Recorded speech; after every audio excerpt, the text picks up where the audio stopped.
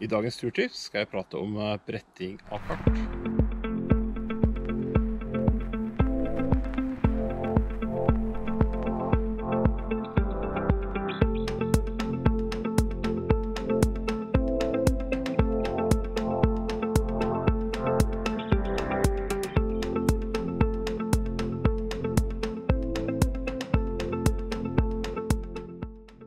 Når du kjøper kart i butikken, så kommer de slik som det her ofte, med en forside, og så er det brettet på mange forskjellige måter.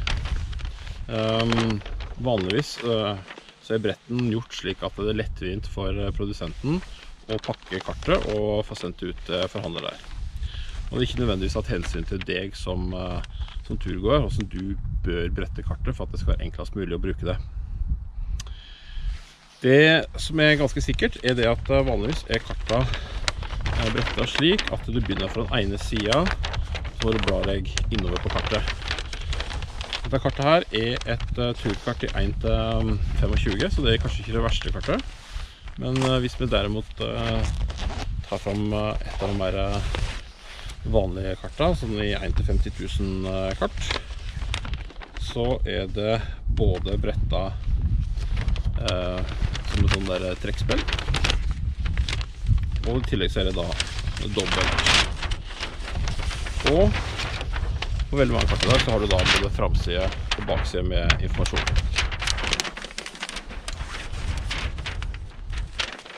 Som sagt er disse kartene her ikke nødvendigvis satt sammen slik at det skal være lett for dere å finne. Bare sånn nå, her er det driver bare det voldsomt allerede. Det kan være opplevet som litt tungvint å finne fram, for ofte så er det slik at den delen som du skal gå i ofte er midt i en brett og litt sånne ting. Men det finnes faktisk en metode som gjør at du kan brette kartet slik at du nesten i hvert fall veldig enkelt kan finne fram til der du skal gå, og ikke trenger å brette fram og tilbake slik som du trenger på et kart slik som det kommer fra butikken. Det forutsetter at du rett og slett legger kartet flatt når du kommer hjem, bretter det ut, gjennom. Du kan godt faktisk bruke et strykejønn på det for å brette ut, eller få alle disse brettene til å bli flate. Bare husk å stille strykejønn på silke eller det aller svakeste, og selvfølgelig ikke bruke vatten da. Men i hvert fall på den måten så får du da stryke ut brettene som er på kartet, slik at det er så å si flatt. Og når du har oppnådd det, så kan du brette det på en spesiell måte, og det er den metoden jeg tenkte skulle vise nå.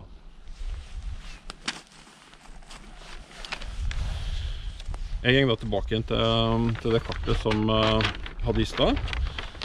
Dette er et kart over terrenget Meheia, som ligger mellom Notodden og Kongsberg. Og det er i målestokk 1-25 000. Det er sånn at på ene siden så har du kart, på den andre siden så har du forskjellig informasjon om terrenget og litt sånne ting. Som kan være nyttig, men som kanskje ikke trenger så ofte.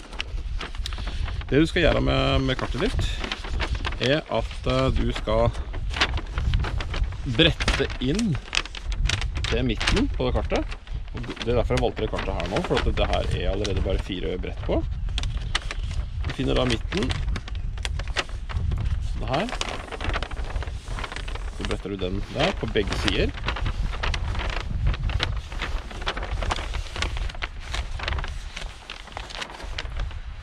Som det.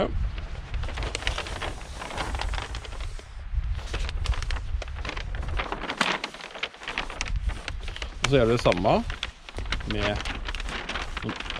opp og ned. Og så finner du midten der også, og bretter inn mot midten fra begge sider. Og så det. Da sitter du med et sånt kartområde som det her.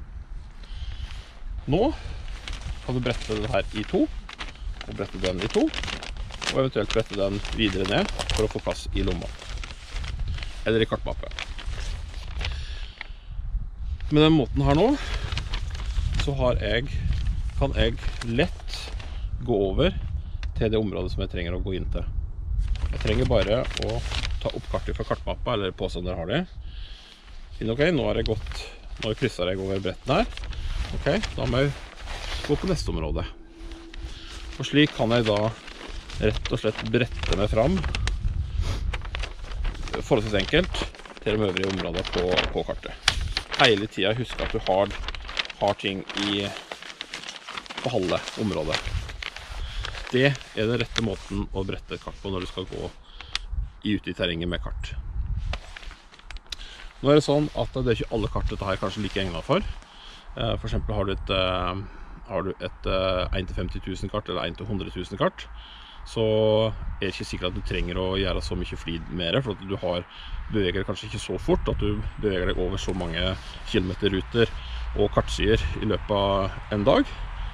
Men hvis du bruker et turkart, for eksempel liksom dette her, 1-25 000 og så videre, så er det ganske relevant å gjøre det. Nå er jeg rett i nærheten av der jeg bor, så her har jeg veier på alle sider, og jeg trenger strengt tatt ikke kart. Dette er kun for å demonstrere hvordan du skal eventuelt lage eller brette et kart for å få det til å fungere ute i felten. Men du kan også gjøre det skal du på langtur, for eksempel gå en uke eller 2 uker over lengre områder, og ikke være i samme område hele tiden, så kan det være lurt å ta forskjellige kart og lime dem sammen, og så klipper du ut og vekk de områdene som du ikke skal være i. Men da må du huske å være såpass romslig at hvis du skulle gjøre en alvorlig navigeringsfeil, så at du ikke har klippet vekk deler av det kartet som du faktisk trenger. Da kan du da lime disse kartene sammen, slik at du da får et stort kart for hele området, og så bare brette det sammen på den måten her. Eller du kan ta hvert enkelt kart og brette sammen på den måten her, og at du bare kutter ut noen områder, eller det som du ikke trenger på det aktuelle kartet. Uansett, finn midten på kartet, brett inn fra sidene, først fra øst-vest og deretter fra nord-sør, eller motsatt, det avhenger av hva som er mest aktuelt i forhold til terrenget du skal gå i. Og så kan du bare fortsette å brette til du har det i den størrelsen som passer ned i kartmappa di, eller i lomma di.